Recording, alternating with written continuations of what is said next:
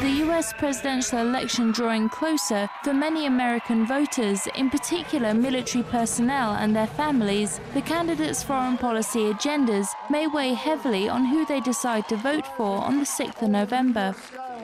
At Fort Hood in Texas, one of the most heavily deployed military bases during the Iraq and Afghanistan wars, voters are looking closely for indications of future foreign deployments or repatriations over a decade since the first US troops were sent to Afghanistan. We're now in a position where we can transition out because there's no reason why Americans should die when Afghans are perfectly capable of defending their own country.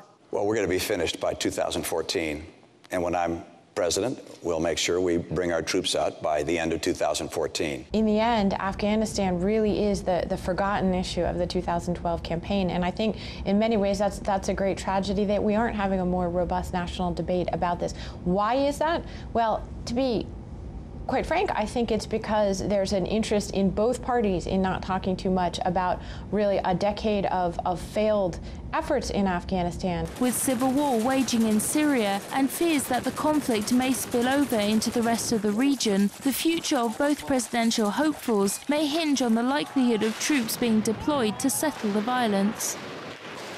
I think a lot of people would be like, huh, because we're just ending Iraq, we're trying to get out of Afghanistan. So I think people are listening to that closely to see how could intervention in Syria affect me. I think the public at this point is less interventionist than it was 10 years ago, and I think that sides in the favor of less deployments for the troops.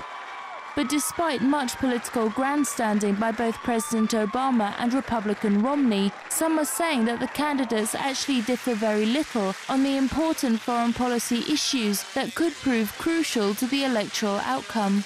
There are certainly rhetorical differences that seem quite great between the two, but if you actually look on policy issues, there isn't necessarily an enormous difference in overall approach as much as there is one of degrees.